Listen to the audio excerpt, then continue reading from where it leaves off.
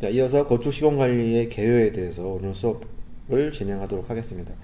자, 건축 시공 관리 개요는 크게 이제 세 가지 카테고리로 지금 나눠놨어요. 그래서 보면은 자, 건축 프로젝트가 어떤 것이 있고, 뭐그 안에 어떤 관계자들이 있고, 자, 그런 전반적인 건축 프로젝트의 어떤 의미라든가 성격에 대해서 설명을 할 것이고, 그리고 시공 관리의 뭐 전체적인 개요죠. 그래서 시공 관리란 무엇이고, 시공 관리가 어떻게 구성되는지, 우리가 전번 앞전에 건축 그 강의 개요를 설명하면서 설명했던 내용들이 이제 조금 더 구체적으로 반복이 되면서 설명이 되는 내용들이 될 것 같아요. 자, 그런 시공 관리의 내용들을 하나의 그 그림, 하나의 그 알고리즘 형태로 이거 어떻게 구성되어 있는지 살펴보면서 수업을 진행하도록 할게요. 자, 그래서 건축 다음 장을 넘겨보면, 자, 건축 프로젝트의 특징에 대해서 보도록 하겠습니다. 자, 그래서 건축 프로젝트의 특징은, 자, 건축 프로젝트는 뭐 일반 뭐 산업에서 보는 뭐 자동차라든지 뭐 상품이라든지 여러 상품들이 있는데, 뭐 건축 프로젝트 같은 경우는 특별히 그 어떤 특정한 목적을 가지고 이렇게 고유한 목적 또는 특정한 목적을 가지고 이렇게 그런 특징이 있고, 그리고 계속 뭐 반복돼서 생산되는 경우, 뭐 아파트 같은 경우는 반복돼서 뭐 하는 게 뭐 특징이 또 있지만, 기본적으로 이 건축 프로젝트 같은 경우는 단품 수주 생산이에요. 그래서 한 번 생산하고 그거랑 다음에 뭐 똑같은 거를 뭐 생산하거나 하지는 않고, 그 일회성의 그런 특징을 가지고 있는 특징을 가지고 있죠. 그리고 뭐 공사할 때 어떤 그 계약을 해서 공사 시작하는 시점부터 공사가 끝나고, 그리고 공사가 끝나고 나면 건축주한테 인도하고, 그래서 그런 기간들이 있기 때문에 비교적 기간이 뭐 단기간보다는 뭐 장기간에 걸쳐서 이루어지는 경우가 많죠. 그래서 일정한 기간을 전제하고 있고, 그리고 공사라고 하는 거는 그 안에서 굉장히 여러 가지 다양한 단계들이 있어요. 그리고 그 진도에 따라서 수행하게 되는데, 뭐 예를 들면 건축공사 같은 경우는 뭐 처음에 뭐 설계를 먼저 해야겠죠. 하고 설계가 끝나고 나면은 또 설계에 대한 뭐 인허가를 받아야 되고, 받아서 최초로 이제 끝나게 되면 그 설계 도서를 가지고 이제 공사할 수 있는 그런 업체를 결정하게 되고, 업체가 결정되면 곧바로 계약을 해서 공사 계획을 짜고 공사를 시작하는데, 공사를 시작할 때 어떤 일정한 단계가 있다는 거예요. 그 공사 시작 안에서도 뭐 예를 들면 뭐 먼저 뭐 집안 조사를 하고 주변 환경에 대해서 조사를 한 다음 뭐 가설 공사하고, 그다음에 기초 공사 하기 전에 뭐 지정도 하기도 하고 지정 파기도 하고, 뭐 그다음에 기초가 끝나고 나면 골조 공사 끝나면 뭐 설비가 진행되고, 설비가 끝나고 나면 뭐 목공이라든지 뭐 여러 가지 뭐 내장이라든지 이런 것들이 끝나고 나면 또 그와 동시에 외부에 뭐 커튼홀이라든지 뭐 창호라든지 뭐 방수공사라든지 이런 것들이 뭐 단계적으로 수행하고 또는 병행하기도 해요. 어쨌든 단계적으로 진행하는 그런 특징을 가지고 있죠. 그 의미를 얘기를 한 거고, 그러다 보니까 이제 다양한 공사 유형이 있는 거죠. 공사의 종류가 다양하죠. 뭐 공사의 종류, 뭐 기초공사, 골조공사, 설비공사 등 여러 가지가 있고, 공사를 시행하는 방식도 사실은 다양하게 있어요. 그래서 다양한 공사 유형이 있고, 그러다 보니까 당연히 따라오는 게 다양한 형태의 자원이 필요한 거죠. 뭐 자재 같은 것들도 뭐 목자재도 있고, 여러 가지 뭐 자재들마다 같은 뭐 목자재, 금속 자재, 그다음에 뭐 골조 자재라든지 또는 뭐 방수 자재 또는 단열 자재라든지 뭐 여러 유리라든지, 또는 뭐 내장 공사로 들어오게 되면 우리 실내 인테리어 공사에서는 또 재료들이, 마감 재료들이 다양하겠죠. 그래서 다양한 자원을 필요하게 되고, 또한 그것뿐만 아니라 또 인적 자원 같은 경우도 다양한 그 공종만큼이나 다양한 인적 자원들이 이제 필요하게 되는 거죠. 그러다 보니까 공사를 진행하는 것이, 그러다 보니까 굉장히 뭐 이렇게 뭐 순탄하게 이루어지면 좋겠지만 순탄하게 이루어지지 않는 경우들도 많아요. 그래서 뭐 공사를 하다가 뭐 업체가 뭐 하도 업체가 부도가 날 수도 있고, 또 공사하다가 뭐 사람이 다치거나 뭐 할 수도 있고, 그러다 보니까 여러 가지 위험이 있고 또 불확실성을 소모한다. 그래서 결국에는 이렇게 리스크를 관리하는 것도 시공 관리에 좀 중요한 의미가 있다는 거. 자, 그러다 보니 그 공사 같은 경우는 또 우리가 실내에서 하는 경우도 있죠. 뭐 실내 건축 공사야 뭐 실내에서 하겠지만, 그렇다 하더라도 창이 붙거나 뭐 이러지 않는단 말이에요. 그래서 실질적으로는 열린 공간에서 이제 수행을 하게 되는 거죠. 그런 특징을 가지고 있다. 라고 하는 거. 그리고 결국엔 사람이 하는 거죠. 뭐 기계가 요즘은 많이 기계화되고 뭐 무인화되고 또는 PC화해서 공장에서 만들어져서 현장에서 뭐 조립만 한다든지 뭐 이런 거 이제 규격화되고 뭐 이런 것들이 계속 발전하고 있지만 결국엔 그것도 기술력을 가진 사람에 의해서 되기 때문에 오히려 전문 기술을 가진 어떤 그런 기술자는 더욱 더 필요한 그런 상황이 돼요. 결국에는 노동 집약적이다 라고 하는 그런 특징을 이제 가지고 있다는 거죠. 자, 그래서 건축 프로젝트의 특징에 대해서 이제 간략하게 한번 봤고요. 그 다음에 건축 프로젝트 수행 절차 봅시다. 자, 수행 절차는 요거는 이제 뭐 관리 개념보다는 전체적인 수행, 아까 설명했던 거 중간에 아까 제가 설명했었는데, 자, 먼저 건축 프로젝트를 수행할 때는 건축주라든지 또는 시행자가 있겠죠. 건축주 또는 시행자 같은 얘기죠. 건축 공사를 이제 시행하거나 발주하는 자죠. 뭐 건축주라고 보면 되겠죠. 자, 건축주가 먼저 기획이라든지 뭐 기획이라고 하는 거는 여기에 뭐 땅을 구매를 해서 그리고 거기서 어떤 용도의 뭐 건물을 짓거나 했을 때 몇 층까지 건물을 지을 수 있는지 뭐 그런 걸 통해서 내가 뭐 임대수요가 얼마나 될 수 있는지 뭐 분양은 될 수 있는지 뭐 그런 것들을 조사해 가지고 건축을 계획의 사업성 분석을 통해서 건축을 이제 기획을 하게 되겠죠. 그래서 건축의 기획이 끝나고 나면은 자 그런 것들을 가지고 이제 설계 의뢰를 하겠죠. 그래서 설계하는 사람한테 기본 설계를 맡아서 설계를 진행을 하고 그래서 이 과정에서 계속 피드백이 되면서 뭐 기획이랑 타당성 이런 것들이 계속 이제 피드백 되면서 이제 설계가 이제 완성이 되죠.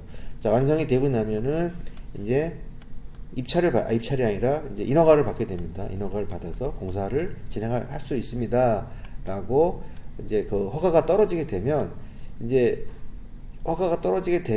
뭐 바로 공사를 진행할 수도 있지만 기본적으로 한번 실시 설계라는 과정을 한 번 더 거치는 게 좋아요. 실시 설계라고 하는 거는 실제 공사에 들어갔을 때 들어가는 뭐 물량이라든지 또는 뭐 자재의 정확한 스펙 같은 것들을 넣고 그러니까 디테일 도면 같은 것들도 정확하게 풀고 또 시방서 같은 경우도 물론 뭐 기본 설계 단계에서 시방서는 뭐 첨부가 되지만 자, 실시 단계는 공정을 조금 디테일하게 이렇게 해서 실시 설계를 하지 않고 공사를 진행하게 되면은 이제 공사비를 정확하게 판단할 수 없기 때문에 사실 입찰이나 이런 거에서 공사비를 정확하게 산정하고 들어가기도 어려워요. 그래서 반드시 기본 설계가 끝나고 나면 실제로 공사가 얼마큼 공사비를 산출했을 정도의 실시 설계를 같이 진행을 해줍니다. 그래서 실시 설계가 끝나고 나면 자, 설계가 이제 거의 완벽하게 끝났으니까 그 설계를 바탕으로 이제 공사비를 이제 산정을 할 수, 추정 또는 산정을 할 수가 있는 거죠. 자, 그러면 그 공사비를 산정을 했으니까, 내가 얼마의 공사를 가지고 공사를 하겠습니다라고 여러 업체들을 이제 뭐 선정을 해서 그 업체 중에서 한 업체를 선정을 해야겠죠. 이제 그게 바로 입찰이라는 과정이에요.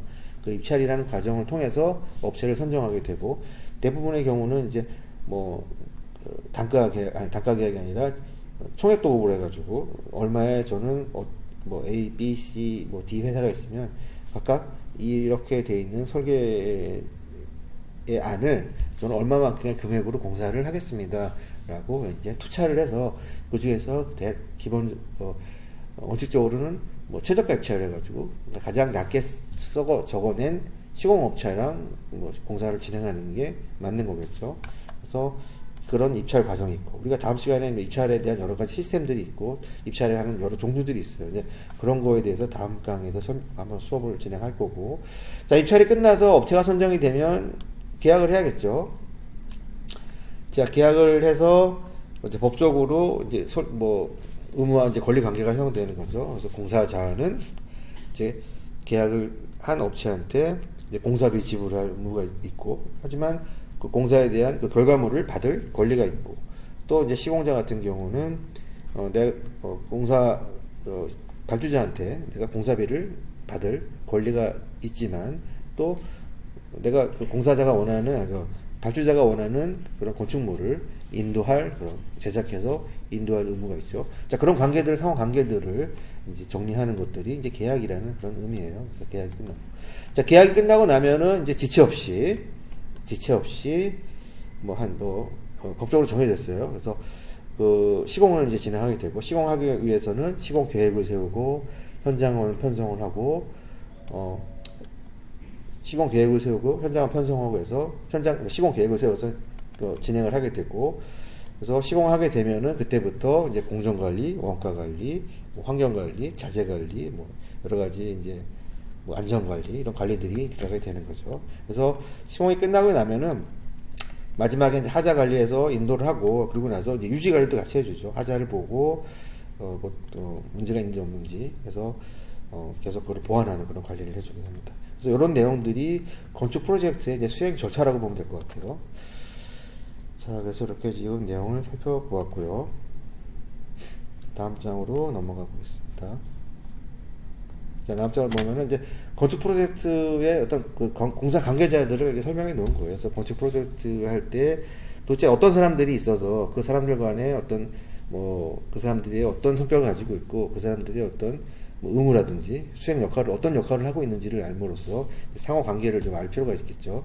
그래서 건축 프로젝트 공사 관계자에 대해서 간략하게 살펴보면, 먼저 건축주가 있네요. 그래서 건축주 또는 뭐 시행자가 될 수도 있고, 이게 개인이 될 수도 있지만 공사 주체가 뭐 정부가 될 수도 있고, 또는 뭐 기업체가 될 수도 있고, 법인이 될 수도 있고, 또는 뭐 지방자치단체가 될 수도 있고, 그래서 하나의 단체 또는 개인이거나 할 때 공사를 발주하는 자죠.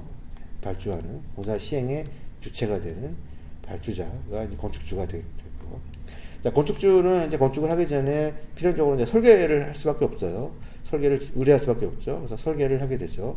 그래서 설계자라고 하는 거는 뭐 어찌어찌 해서 뭐 환경 분석하고 여러 가지 분석하고 뭐 동선 조링하고 해서 어찌어찌 법규 검토해서 어쨌든 설계 도서를 만들었어요. 자, 만들고 나서 그 설계 도서 만들고 나서 끝나는 게 아니라 지도하고 해설하고 조언해서 조언하는 자가 이제 설계자가 되겠죠. 자, 이 설계자가 만든 설계 도서 안에는 기본적으로 도면이 있어야 되겠죠. 그리고 도면 안에 모든 정보가 다 들어있으면 좋겠지만, 뭐 도면만 봐가지고는 뭐 어떤 조건이 있는지, 예를 들면 뭐 콘크리트 뭐 할 때 콘크리트는 어떤 뭐 모래와 뭐 시멘트의 비율은 얼마이고, 골재는 뭐 어떤 거를 집어넣을 것이며, 뭐 온도가 뭐 몇 도 밑으로 내려가면 공사를 중지하며, 그리고 이런 거에 대한 내용들을 다 도면에다가 적을 수가 없어요. 그럴 때는 어떻게 하죠? 도면에 적을 수 없는 그런 내용들을 글로써 각 공정별로 글로써 표현한 게 바로 시방서죠. 그래서 설계 도서 안에는 도면과 이제 시방서가 이제 가장 대표적인 그 내용이죠. 그래서 도면에 들어갈 수 없는 그 내용을 글로써 표현한 것, 공정별로 글로써 표현한 것이 이제 시방서라고 되겠죠. 그래서 시방서도 뭐 여러 가지 종류가 있어요. 뭐 표준 시방서, 뭐 특기 시방서 있고, 표준 시방서라는 거는 그 기본적으로 되어 있는 것들을 이제 그 정해놓고, 그래서 가장 기본적인 거 누가 하더라도 그냥 뭐 예를 들면은 뭐 도장을 했을 때 수성 페인트는 뭐 3회 칠한다. 이거는 이제 기본적으로 우리가 수성 페인트를 시공하기 위해서 나오는 어떤 표준 시방서가 되는 거고, 근데 만약에 또 어떤 새로운 도료가 뭐 예를 들면 어떤 도료가 뭐 새롭게 나올지 모르겠지만, 뭐 어떤 그렇다고 칩시다. 뭐 에나멜에다가 뭐 유리를 뭐 갈아 넣어서 만든 어떤 뭐 새로운 도료가 만들었다고 쳐요. 그런 것들은 새로운 자재이기 때문에 표준 시방서에는 그 내용 자체가 없어요. 그렇기 때문에 특기 시방서라든가 이런 걸 통해서 그 도료를 생산한 업체가 시방서를 만들어서 이제 그거 배포된 거, 그거를 가지고 그거의 기준에서 공사를 하는 거. 자, 어떤 그런 내용들이 이제 시방서예요. 이제 설계 도서 안에 이렇게 포함되어 있다는 거죠, 다. 그 외에 뭐 여러 가지 뭐 지질 조사서라든지 뭐 구조 계사서라든지 이런 것들은 특정한 어떤 전문 분야에 관련된 것들에 대한 건축을 설계하는 건축사가 모든 것을 다 설계하는 게 아니라 그것을 협력하는 뭐 구조기술사라든지 또는 뭐 토목기술사라든지 이런 사람들이 어떤 내가 설계하는 어떤 건축물의 규모에 따라서 또는 뭐 여러 가지 그 종류에 따라서 그런 것들의 그 전문 협력자의 조언을 받게 돼 있어요. 그래서 그런 것들이 협력업자의 조언을 받게 된 그런 서류들도 같이 이렇게 첨부하게 됐죠. 자, 그 내용들을 다 합친 게 설계 도서입니다. 그래서 건축주 설계자 이렇게 얘기했고, 그다음에 감리자 같은 경우는 실제로 공사 감리자는 실제로 간단하게 설명하면은 그냥 설계 도서대로 시공이 되는지 안 되는지를 확인하고 감독하는 자예요. 설계 도서대로 되는지 안 되는지. 만약에 이거를 설계자가 할 수도 있겠죠. 설계자가 건축주의 입장에서 시공자가 제대로 시공하고 있는지 안 되는지를 이제 확인하는 거죠. 그 방법도 있고. 그러니까 설계하고 시공하는 사람은 같은 회사이면은 안 되겠죠. 설계하는 사람이랑 시공하는 사람이 같은 회사를 다니는 사람이라고 한다면 제대로 감독을 안 할 수도 있잖아요. 그러니까 법적으로 설계하는 사람과 시공하는 자는 분리하게 돼 있어요. 왜냐하면 서로 같이 하게 되면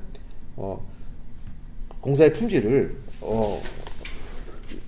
확인하기가 어려울 수 있다는 거죠. 그래서 설계자하고 시공자는 분리가 되는데, 그래서 설계자가 감리하는 게 가장 이상적이죠. 내가 설계한 거를 내가 감리하는 게 가장 이상적이지만 규모에 따라서는 또는 어떤 그 조건에 따라서는 이제 감리자를 선택을 하기도 합니다. 그리고 특별히 공사 규모가 큰 것 같은 경우는 감리자를 선택한다기보다 아예 감리 회사를 선택을 해서 감리단을 조정을 해서 이렇게 하게끔 법적으로 이렇게 규정이 나와 있어요. 그래서 그런 것들이 이제 감리자에 해당되는 거고. 자, 그래서 아까 얘기했지만 설계하는 사람이 직접 감리할 수도 있고, 그 밑에 있는 설계하는 사람 밑에 있는 게 건축사 보조, 건축사볼은 건축사 밑에 있는 보조를 하는 사람인 거고, 그리고 감리업체를 통해서 전문 감리를 받을 수도 있는 거고. 자, 이렇게 감리자 구성되어 있고요. 그 다음에 공사 관리자가 있죠. 시공자라고도 하고 공사 관리자 그러면 좀 어려운데, 그냥 시공자라고 하면 여러분들 좀 이렇게 이해가 되면 쉬울 거예요. PM에서 프로젝트 매니저 이렇게 얘기할 수도 있는데, 시공하는 사람이에요. 현장 소장을 얘기하는 거예요. 공사를 할 때 현장에서 만약에 사람이 다쳤거나 큰 어떤 사고가 났을 때 쉽게 얘기하면 책임지는 사람이에요. 현장을 책임지는 사람이 현장 소장이고, 또는 어떤 성격에 따라서 대규모 공사 같은 경우에는 그 안에 있는 그 현장 과장이라든지 또는 관계 전문 기술자라든지 이런 사람들이 예를 들면 구조와 관련된 것들이 구조와 관련된 전문 기술자라든지, 또는 대규모 공사 같은 경우는 공종별로 과장들이 있는데, 그런 사람들이 이제 관리를 하는 시공자가 되겠죠. 그래서 기본적으로는 규모가 어느 정도 중소규모인 현장에서는 현장 소장을 의미한다라고 하는 거. 그래서 현장 소장 같은 경우는 그러면 뭐죠? 현장 소장 같은 경우는 누구한테 속해 있는 거냐면 도급자. 뒤에 나온 5번의 도급자인데, 자, 도급자의 이제 고용이 되는 거죠. 예를 들면 현대건설이라고 한다면 현대건설에서 시공을 한 개만 하는 건 아니잖아요. 한 100개 정도 하겠죠. 그러면 그 100개에 100명의 현장 소장이 있는 거예요. 100명 현장 소장. 현장 발생할 때마다. 그래서 도급자라고 하면 이제 현대건설을 한다면 현대건설 분당 안병동 신축공사에서 현장 소장이 나와서 이렇게 현장을 감독하는 거죠. 건축주라고 하는 거는 이제 직영으로 할 때, 건축주가 직영으로 공사하는 경우도 있어요. 그럴 때는 건축주가 직접 고용을 하는 거죠. 그럴 수도 있는 거죠. 현직 대리인으로. 자, 그런 내용이고요. 그래서 다음 장을 넘어가 보면, 그 다음에 도급자라는 게 바로 아까 했던 현대건설, 아까 사례를 들었던 현대건설이라고 보면 되겠죠. 도급자. 그래서 그 공사에 대한 그 공사를 완성을 하고 그 대가를 받는 영업을 하는, 건설업을 하는 자를 이제 도급자라고 하는 거죠. 도급자. 예를 들면 현대건설을 한다면은 국가에서 좀 받는 그런 거거나, 아니면은 지방자치대라든지 이런 경우에서 좀 비교적 발주자가 큰 업체에서 받는 거 했고, 또 현대건설에서도 또 예를 들면 발주할 수도 있고, 꼭 현대건설이 아니라 하더라도 건설사가 아니라 일반 현대라고 하니까 계속 건설해서 그런데 예를 들면은 SK SK 아무거나 어떤 반도체 업체가 하나 칩시다. 반도체 공장을 하나 세울 수 있는 거잖아요. 그러면 그 사람이 그 SK가 이제 발주자가 되는 거고, 그 SK에서 일을 받아서 하는 사람이 이제 도급자가 되는 거죠. 쉽게 하면 그냥 시공사를 얘기합니다. 시공사를 제가 말을 하다 보니까 뭐랄까 듣는데 도급자는 그냥 시공사를 의미하면 돼요. 시공사. 시공하는 회사가 도급자다라고 보면 될 것 같고. 자, 어쨌든, 도급자 같은 경우는 이제 원도급자가 있고, 그 일을 받아서 하는 원도급자가 있고, 예를 들면은, 내가 A라는 회사가, SK 반도체, SK 하이닉스라는 그런 회사에서 반도체 공장을 이제 직기로 이제 입찰해서 낙찰 받아가지고 시공사로 선정이 되어 있는데 A라는 업체가 자 A라는 업체가 선정이 됐으면 이제 업체를 이제 진행하면서 공사를 진행하면서 1, 2, 3, 4의 하도급 업체를 선정을 해가지고 공사를 나눠서 줘야겠죠. 뭐 너는 기초공사하고 1번은 기초공사, 2번은 뭐 골조공사, 3번은 뭐 조경공사, 4번은 뭐 무슨 커트널 공사 해가지고 공사를 찢어가지고 분리해서 이제 하부 자기 협력업체에다가 나눠주는 거 그게 바로 이제 하도한다고 하고 그 밑에서 일을 받아서 하는 업체를 하도급자라고 그래요. 자, 원도급자가 있으면은 일을 받아서 하도급자가 있는 거죠. 그래서 원도급자 같은 경우는 공사를 전체를 받아서 하는 사람이고 그 공사를 찢어서 나눠서 분리해서 받아서 받는 업체가 하도급 업체가 되는 거예요. 그래서 제3자의 도급화를 시행하는 거고 원래 받은 거 시공사가 되는 거고. 그럼 제도급자는 뭐냐면 내가 원독을 받았는데 그거를 하도하지 않고 그대로 B라는 업체한테 주는 거예요. 나눠주지 않고 그대로 그냥 B 업체한테 바로 줘버렸어요. 그러면서 뭘 받아요? 커미션 같은 걸 받겠죠, 보통.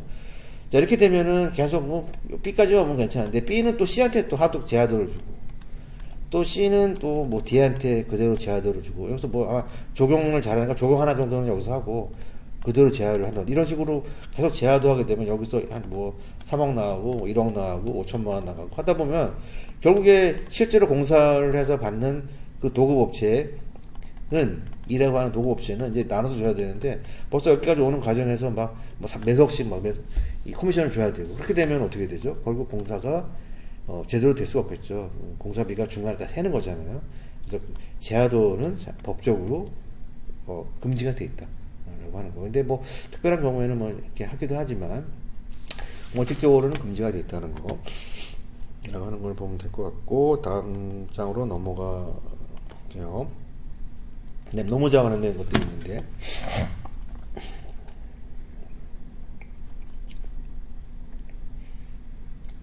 자 노무자는 그죠? 뭐 노동을 하는 거죠. 노동을 하고 보수를 받는 건데 보통 이제 직용 노동자, 정용 노동자, 뭐 임시고용 노동자 이렇게 나왔죠. 직용 같은 경우는 영이라고도 하는데 직영이라고도 하고 현장에서는 직영이라고 하는데 좀 달라요. 그래서 직영 또는 직용은 어떤 거냐면 자 원도급자한테 직접 고용되는 사람. 여기 아까 원도급자라는 거 A라는 그런 건설회사가 있어요.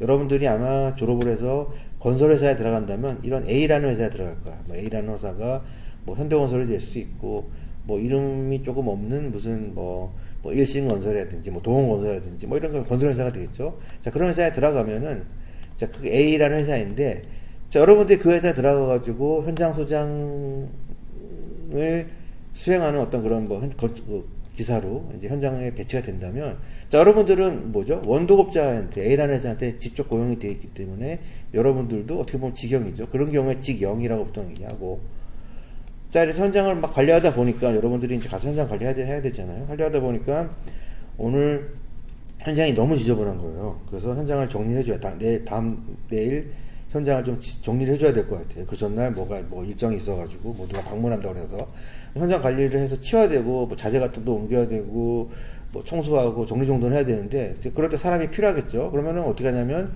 여러분들이 이제 뭐 조그만 봉고차 하나 긁고 와가지고 뭐 인력사무소 같은 데 가면은 뭐 이렇게 아침에 막 사람들 많이 와 있잖아요. 그럼 그 사람들 몇 명 골라가지고 봉고차 태워서 현장 데리고 와서 이제 아주 날품 노동자가 해당되는 거죠. 그분들한테 현장 관리 시키는 거죠. 그런 분들이 바로 미숙련 노동자죠.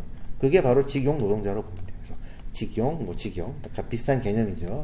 현장에서 혼돈이 되는데 기본적인 거는 원도급자인데 직접 고용되는 거잖아요. 여러분도 그렇고 그분도 그렇고 여러분들은 월급 받는 거, 그분은